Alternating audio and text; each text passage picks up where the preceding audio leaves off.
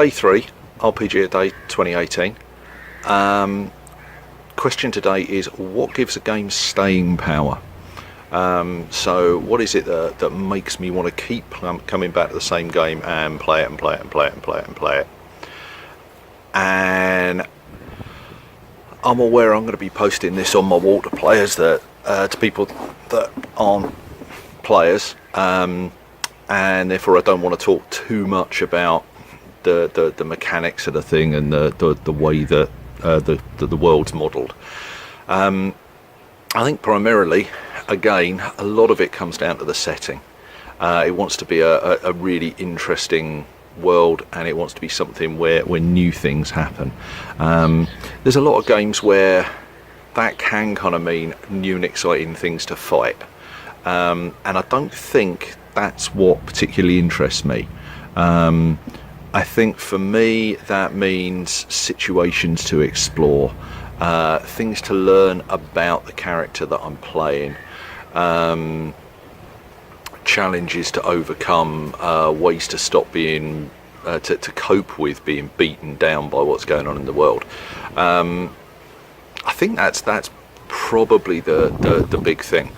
I have got to say, the mechanics, the modelling of the world, that's kind of important to me as well, and I think that's why there are certain games I come back to again and again. And a chunk of that is to do with when you create the character that you're going to be playing. I like a system where I can tailor that in detail, and I can see that grow and change. So there's a lot of games out there where you do a certain amount of stuff and then you go up a level, and that gives you certain extra abilities which are kind of pre-decided upon.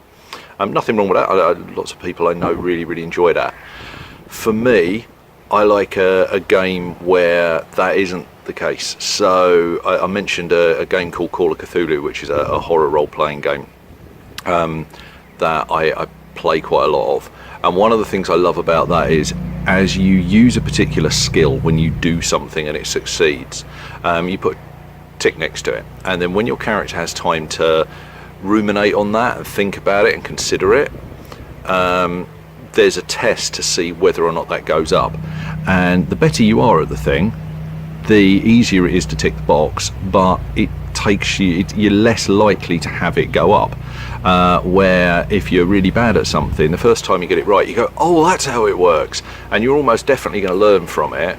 I like that. That feels kind of real, and it means that the things that my character does, they get better at, rather than suddenly getting random things just given to them. Okay, so I was chatting away out there, and suddenly it started raining, so I had to come in. So I was busy trying not to talk too much about purely the mechanics of what I like, but I think a chunk of this comes down to this. So I talked yesterday about Hollow Earth Expedition, and that uses a system called Ubiquity, which is just a set of mechanics. And I'm playing in a Leagues of Gothic horror game which uses the same system. I'm likewise playing in a Leagues of Adventure. I'm running a Leagues of Adventure game for my brother and another mate. And that system, it doesn't have the same way of your character growing, but it does have a way of building characters, and growing characters, which is also really good. And it gives you, for want of a better term, a lot of granularity to what you can do. So I'm playing Baron Percival Fanshawe, who's a delightful chap. He's very forceful of will, very good in social situations, completely unlike me. And one of the things that I really love about him is in combat, if we get into a fight, there's a mechanic in the game which means that I took a decision when I was generating the character, and his force of personality actually just makes it really difficult for people to hit him. Now that's a kind of pulp trope.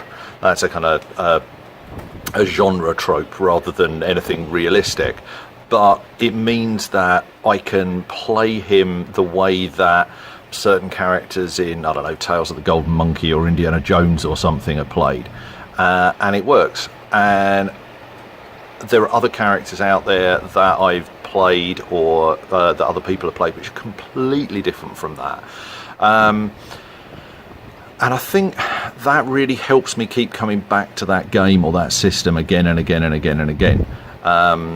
You know, I like playing Leagues of Adventure. I like playing games that I can set in London at various points.